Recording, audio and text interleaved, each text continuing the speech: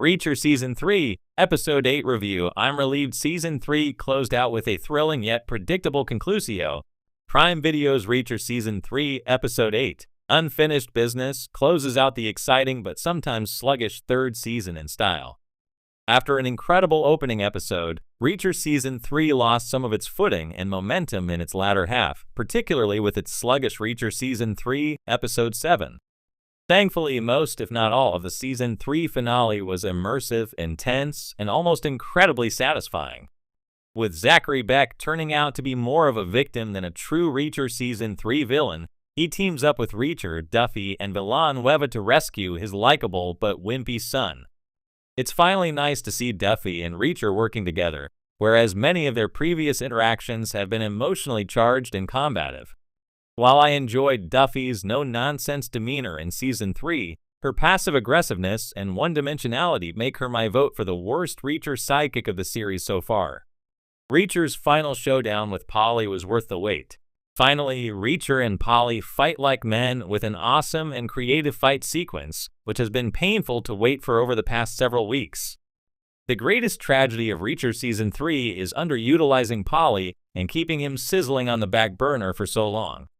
Fortunately, it all pays off in the finale as Polly and Reacher duke it out, instantly creating some of the best moments of the whole season. Reacher breaking free from a chain-link noose and walking over to Polly armed with a garden rake has to be one of the best moments of Reacher Season 3. Meanwhile, Neagley is also cleverly incorporated into the finale episode as an undercover waitress, improving on the original ending of Lee Child's Persuader novel. Poor Villanueva never really had a chance against one of Quinn's guards toward the beginning of the episode. Shockingly, he made it out of the season alive. Back in the thick of the Polly versus Reacher action, Reacher breaking free from a chain-link noose and walking over to Polly armed with a garden rake has to be one of the best moments of Reacher Season 3. The underwater elements of Polly and Reacher's showdown added a thrilling layer to the action sequence and were the perfect way to seemingly send Polly to his death. When he re-emerged to end it once and for all in his security hut featuring a vicious machine gun, it truly felt like Reacher had finally met his match. In the end, Reacher's brains overpowered Polly's physical might, but Reacher still had to do a double take to make sure that the beast of Polly was relinquished. Beck had Quinn right where he wanted him, but an unfortunate stroke of fate left him compromised, dying in a sort of sacrificial way and rekindling his relationship with his son at the least possible moment. Quinn is seriously frightening when he shoots and kills Beck with a dozen bullets, which should have set up a more righteous death for him in the final moments of Reacher Season 3.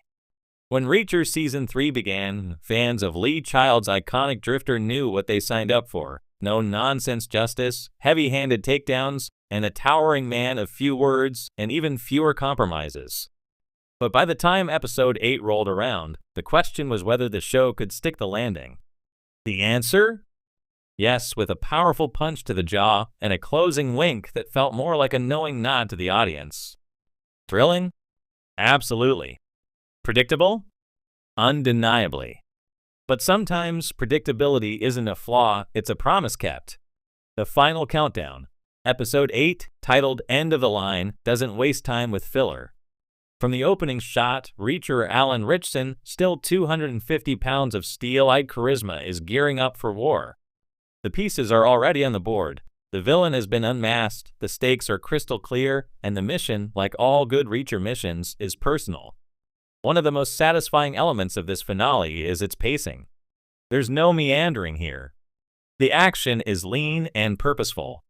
Reacher and his ad hoc team, Dixon, O'Donnell, and Neagley, are a well-oiled machine, each playing their part as they move toward the inevitable showdown at an abandoned industrial complex, because of course that's where villains hang out.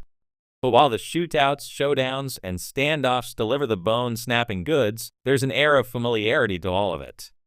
If you've seen a Reacher season before, or even just an action movie from the last decade, you probably guessed who would live, who'd betray the team, and exactly how the final fight would unfold.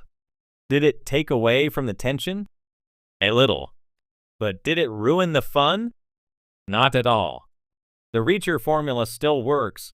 The predictability of Episode 8 might have annoyed fans of twist-heavy thrillers, but for Reacher, the formula is the appeal. There's comfort in watching the calm before the storm moments, the final bits of deduction, and the righteous fury that follows. Reacher doesn't stumble into his victories, he calculates them. The series has always leaned into that mythic quality, the quiet cowboy riding into town, cleaning up the mess, and disappearing before anyone gets too attached. The finale gives us that in spades. Reacher's moral code is clear, unwavering, and completely unbending. The antagonist, Colin Hayes, a former Black Ops contractor with a warped sense of patriotism, is a serviceable foil. He's clever enough to be dangerous, ruthless enough to warrant Reacher's wrath, but ultimately just another bully in need of correction. The fight between him and Reacher is brutal and satisfying, even if we knew the outcome from the moment the two locked eyes. The heart of the team. One of the pleasant surprises of Season 3 has been how well the supporting cast was used, and the finale continues that trend. Neagly Maria Sten proves once again that she's more than Reacher's shadow. She's his conscience, his strategist, and possibly the only person he truly trusts. Their dynamic is understated but crucial. There's a tenderness in how they speak without needing to say much. Frances Neagly fans were also treated to one of her best scenes yet, a stealth infiltration that shows off her skills without overshadowing Reacher's. O'Donnell brings levity and loyalty, while Dixon finally gets a moment to shine with some clutch sharpshooting and tactical grit. The show has always been careful to let Reacher be the hammer, but it's smart enough to know a hammer still needs a toolkit. A satisfying, if safe, ending where the finale falters a bit is in its unwillingness to take risks. By episode 7, we'd already pieced together the key parts of the conspiracy: a weapons deal gone rogue, a contractor turned vigilante, and a trail of bodies pointing directly at someone with deep ties to the government. Episode 8 simply executes the plan. There are no curveballs, no shocking last-minute reveals, and certainly no major character deaths. That may disappoint viewers who hoped for a gut punch moment, but others might argue it's more in line with Reacher's personality. He's not flashy. He's precise. Still, the script tries to inject a few emotional beats to balance the bloodshed. In one of the quieter scenes, Reacher has a moment of introspection, sitting alone on a rooftop after the mission is complete. The sun is rising, the city below is waking up, and the job is done. But he's not celebrating, just watching, waiting, always ready for the next bad guy to show up. It's not subtle, but it is effective. This is who Reacher is. He's not a hero in the traditional sense.